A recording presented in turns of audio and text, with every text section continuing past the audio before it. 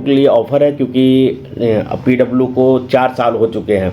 तो 25 तारीख से लेकर 31 मई तक के में आपको ऑफर मिलने वाले हैं। लगभग 90% का डिस्काउंट आपको मिलने वाला है। लिमिटेड टाइम में ऑफर रहेगा।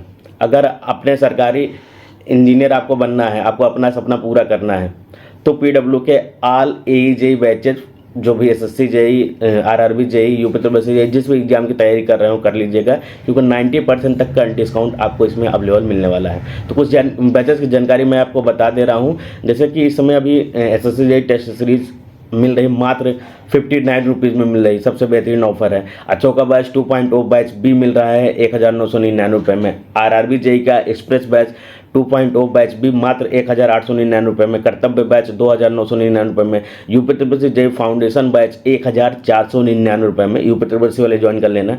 चाणक्य बैच ई जेई वीओडी बैच भी रहेगा 1499 रुपये में। और आरआरबी का एएलपी 2024 का बैच मात्र 799 रुपये में मिलने वाला है। ये सारे बैचेस मैंने जो बताए वो RRB JE, SSC JE, NHPC JE और जितने भी स्टेट ई जेई की एग्जाम्स होते हैं उसके लिए मोस्ट इंपॉर्टेंट रहने वाले हैं। Based on new pattern and new syllabus पर रहेगा सारी चीज़ें। लेक्चर्स आपको बाइलिंगुअल प्रोवाइड किए जाएंगे, इंग्लिश लैंग्वेज और हिंदी लैंग्वेज दोनों में रहने वाले हैं। क्लास नोट्स, डीपीपी और डीपीपी सोल्यूशन भी आपको प्रोवाइड किया जाएगा। चैप्टर वाइज शॉर्ट नोट्स भी आपको इसमें प्रोवाइड किए जाएंगे। वीकली टेस्ट होते हैं, सब्जेक्ट वाइज टेस्ट होते हैं और मॉक टेस्ट, 3 प्रकार के टेस्ट होते हैं। और सभी ये लाइव लेक्चर्स आपको इंडिया के टॉप फैकल्टी द्वारा पीडब्ल्यू एप्लीकेशन में मिलने वाला है। साथ ही साथ डाउट इंजन भी आपको मिलेगा, जिसमें आप अपने क्वेश्चन को पूछ सकते हैं, उनसे सोल्यूशन ले सकते हैं। साथ ही साथ इन सभी बैचेस के साथ एक जेई खजाना भी मिलेगा। एक जेई खजाना में क्या होता है, रिकॉर्डेड बैच होते हैं इंडिया के टॉप फैकल्टी द्वारा पीडब्ल्यू एप्लीकेशन पे। इसमें डीपीपी और डीपीपी सोल्यूशन भी प्रोवाइड किया जाएगा। जितने भी बैचेस मैंने आपको बताए हैं, इन सभी बैचेस में इनरोल करने के लिए आप मेरा कूपन कोड यूज़ कर सकते हैं EG250, जिसमें आपको एडिशनल डिस्काउंट भी मिलता है। तो कोड यूज़ करना मत भूलिएगा। सारे बैचेस के लिंक मैं आपको डिस्क्रिप्शन बॉक्स में प्रोवाइड कर दे रहा हूँ। अब थैंक यू सर। तो सबसे पहले हम आपका एक बेसिक इंट्रोडक्शन जानना चाहेंगे। आप कहाँ से बिलोंग करती हैं और बेसिक एजुकेशन आपकी कहाँ से हुई है? जी सर, मेरा नाम शिवानी झरपड़े है। मैं मध्य प्रदेश के बैतूल डिस्ट्रिक्ट के एक छोटे से गांव वारछी से बिलोंग करती हूँ। सर, मैंने अपनी बेसिक स्कूलिंग गांव के गवर्नमेंट स्कूल से कंप्लीट की है। हायर स्टडीज मैंने भोपाल के एक प्राइवेट इंजीनियरिंग कॉलेज से ही मैंने इंजीनियरिंग की है, इलेक्ट्रिकल ब्रांच में। और एसएससी जेई 2020 में मेरा ऑल इंडिया रैंक 190 है और मुझे अभी CPWD अलॉट हुआ है सर। तो सबसे पहले हम आपकी एसएससी जेई प्री की जर्नी जानना चाहेंगे। आपने तैयारी कहाँ से की और क्या स्कोरिंग रही है आपकी? एक्चुअली सर, एसएससी जेई 2020 ये मेरा सेकेंड अटेम्प्ट था। मैंने 19 में भी दिया था, तो 19 में मेरा प्रीलिम्स क्लियर हुआ था, मेरा मेंस नहीं हो पाया था। सो मैंने जो प्रीलिम्स के लिए, बेसिकली मुझे जो सबसे ज्यादा इम्पोर्टेंट लगा कि नॉन टेक सेक्शन बहुत ही ज्यादा डोमिनेटिंग है। जो मैंने 19 में दिया तब मेरे समझ में आ गया था। तो 20 के लिए जब मैंने प्रिपरेशन स्टार्ट की थी तो ये मेरे लिए बहुत क्लियर था कि मुझे जीके, जीएस और रीजनिंग पे ज्यादा फोकस करना है। तो मैंने सेल्फ स्टडी की है। तो मैं यूट्यूब को ही फॉलो करती थी। यूट्यूब के कुछ चैनल्स जैसे वाईफाई स्टडी से मैंने रीजनिंग और साइंस पढ़ लिया था। और उत्कर्ष क्लासेस से मैंने करंट अफेयर में डेली पढ़ा करती थी, मॉर्निंग 6 बजे से मैं। और ये सब मैं कंटिन्यूशन में किया। उसके साथ मैंने टेक्स्ट बुक से टेस्ट सीरीज लगाई थी एसएससी जेई की। प्रीलिम्स के लिए यही था सर। नोट्स आपने कहाँ से तैयार की? किस प्रकार की नोट्स आपने बनाई? नोट्स सर, मैंने बुक्स, स्टैंडर्ड बुक्स थे उनसे बनाए थे। और यूट्यूब के भी जो चैनल्स थे जो गेट वगैरह की प्रिपरेशन कराते हैं, जैसे मेरी जी के भी कुछ कंटेंट मिल जाता है। और गेट एकेडमी का चैनल है, वहां से टेक्निकल सेक्शन के लिए। और जेनिक एजुकेशन, यहाँ से टेक्निकल सेक्शन के लिए मैंने प्रॉपर मशीन्स के, नेटवर्क के, मेजरमेंट, पावर सिस्टम सबके नोट्स एक बार बना लिए। उसके बाद रिवीजन कंटिन्यू करती थी। जो आपने कहा मैंने नोट्स स्टैंडर्ड बुक से बनाई हैं, तो कौन कौन से स्टैंडर्ड बुक्स आपने यूज की? विथ राइटर का नाम हम जानना चाहेंगे। यस सर, मशीन्स के लिए पीएस बुमरा और अशफाक हुसैन। और नेटवर्क के लिए ए के चक्रवर्ती सर। मेजरमेंट के लिए ए के शावनी। और पावर सिस्टम के लिए जेबी गुप्ता सर। ये बुक सफिशिएंट थी सर। मेंस में आपके 2020 में कितने नंबर थे, 19 में कितने थे?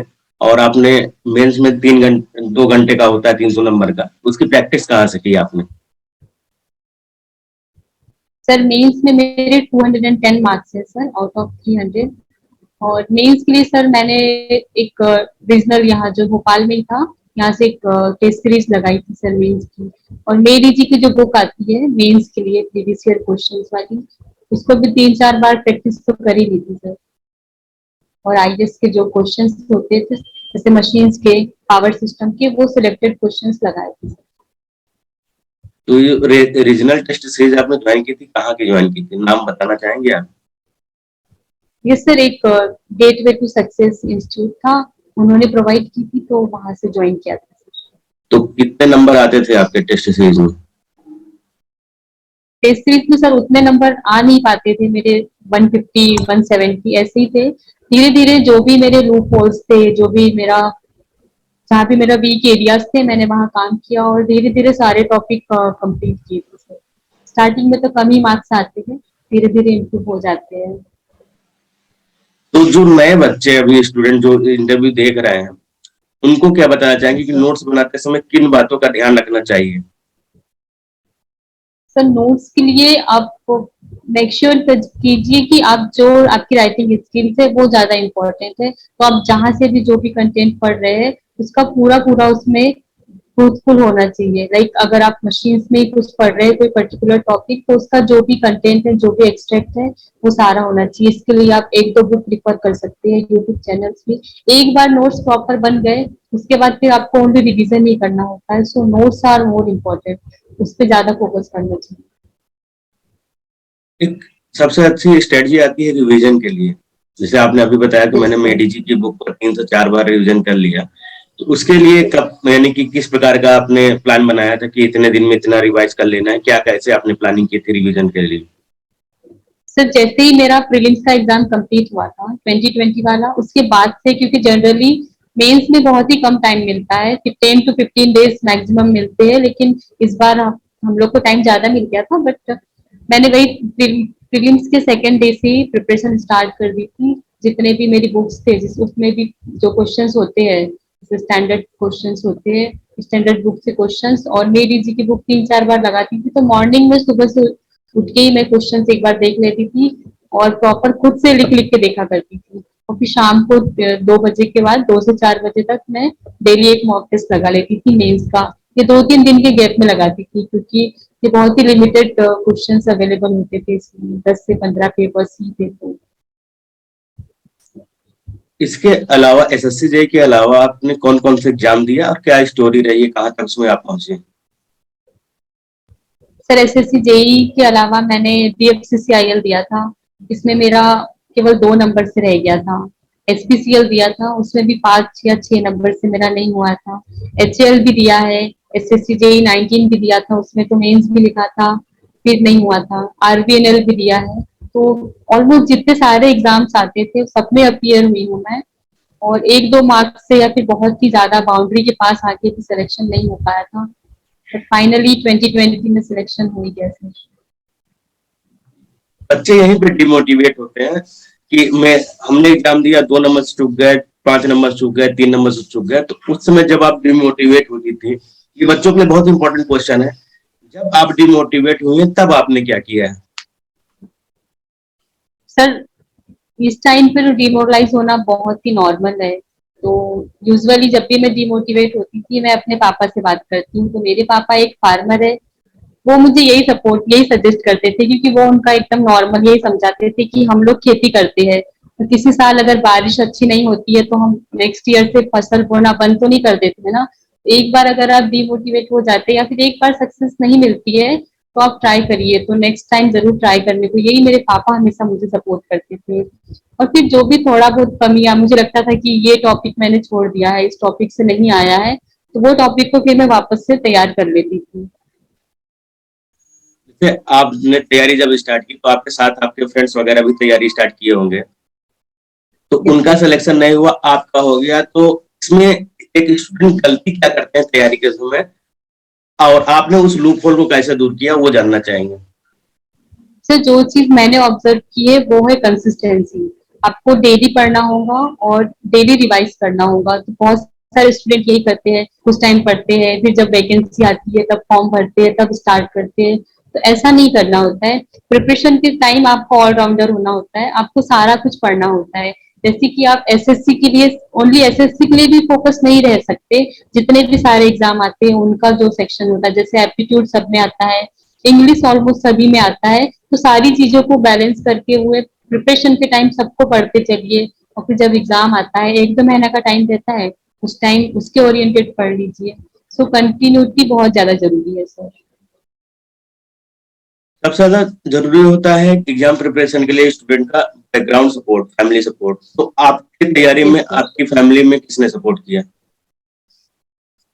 एक्चुअली सर मेरा 19 में मैंने गेट दिया था, तो मेरा गेट क्वालिफाइड भी हो गया था।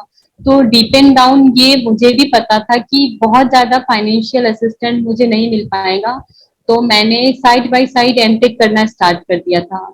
तो एमटेक से जो स्टाइपेंड आती थी उससे मेरा थोड़ा फाइनेंशियल प्रॉब्लम उतना नहीं हो पाया, और फिर पेरेंट्स तो थे ही सपोर्ट करने के लिए। तो मैं ये जरूर सजेस्ट करूंगी कि कोई स्टूडेंट है तो वो गेट जरूर दे दे, अगर कुछ भी नहीं होता है तो एटलीस्ट आप एमटेक में एडमिशन ले ले, और एटलीस्ट 2 साल तो आप थोड़ा फाइनेंशियल बर्डन से फ्री होकर तैयारी कर सकते हैं। तो फर्स्ट रिएक्शन क्या था आपकी फैमिली का कि जब पता चला फाइनली कि आपका सिलेक्शन हो गया? क्या रिएक्शन था? सर जैसे रिजल्ट आया मैंने अपने पापा को कॉल किया, और लिटरली ही वाज क्राइंग। और शायद मैंने इसी दिन का हमेशा से वेट किया था, कि क्योंकि ये सबसे बड़ा प्राउड मोमेंट होता है। मेरी मम्मी, मेरे पापा, मेरे भाई बहन सब बहुत ज्यादा खुश थे, क्योंकि सिलेक्शन हो नहीं रहा था, 2 साल हो गए थे, तो बहुत ज्यादा इमोशनल थे, एकदम खुशी के आंसू, वो वाली बात थी सर। चलिए, जो नए बच्चे अब तैयारी करने आ रहे हैं उनको क्या टिप्स देना चाहेंगे कि वो किस प्रकार से अपना पेशेंस रखें, कंसिस्टेंसी बनाए रखें, नोट्स बनाते हैं, रिवीजन करते रहे, तो उन्हें किस प्रकार का टिप्स आप देना चाहेंगे? सर जो न्यू कमर्स है, जो अभी नेक्स्ट अपकमिंग जेईई या फिर जो भी अदर्स एग्जाम में प्रिपेयर कर रहे हैं, मैं यही कहूंगी कि नॉन टेक सेक्शन बहुत ज्यादा मेजर रोल प्ले करता है। तो आप daily at least current affair, GK GS थोड़ा थोड़ा पढ़ा करिए। रीजनिंग या मैथ्स एप्टीट्यूड जो है अदर्स एग्जाम्स के लिए भी डेली थोड़ा थोड़ा पढ़िए, और टेक्निकल को भी थोड़ा साउंड रखिए। तो सबको साथ में लेकर चलना होगा, वो भी डेली बेसिस पे, और डिमोरलाइज नहीं होना है। सिलेक्शन तो एक दिन जरूर होगा। तो सबसे लास्ट का क्वेश्चन ये है कि आप इंजीनियर गुप्ता को कब से फॉलो कर रहे हैं?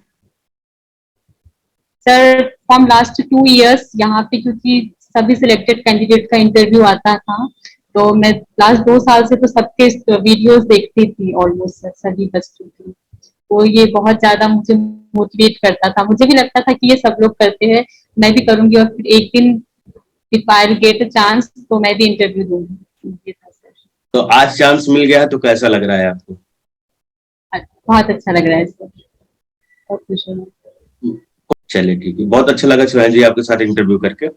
बहुत ही जल्द हम एक सेशन और लेकर आएंगे, इसमें हमारे साथ और भी बच्चे होंगे जो आपसे डायरेक्ट क्वेश्चन पूछेंगे। वो रहेगा इंजीनियर वाला शो, तो उसमें भी हम जल्द ही आपको इनवाइट करेंगे। आज के लिए बहुत बहुत थैंक यू बच्चों को गाइड करने के लिए। और जो भी स्टूडेंट ये इंटरव्यू सीरीज देख रहे हैं, प्लीज आप लोग कमेंट करके बता दिया करिए कि इस वीडियो से आपने क्या सीखा है। अगर वीडियो अच्छी लगी तो उसके बारे में भी कमेंट कर सकते हैं। अगर कोई क्वेश्चन छूट गया है हमसे, मान लीजिए ऑनगोइंग इंटरव्यू होता है, छूट जाता है, तो वो भी कमेंट करके आप बता सकते हैं सर, नेक्स्ट इंटरव्यू में टॉपर से आप ये क्वेश्चन पूछ सकते हैं। तो बहुत बहुत धन्यवाद शिवानी जी, और बहुत बहुत शुभकामनाएं हमारी तरफ से, और जल्दी हम आपसे और शो में मिलते हैं। Thank you Shivani ji.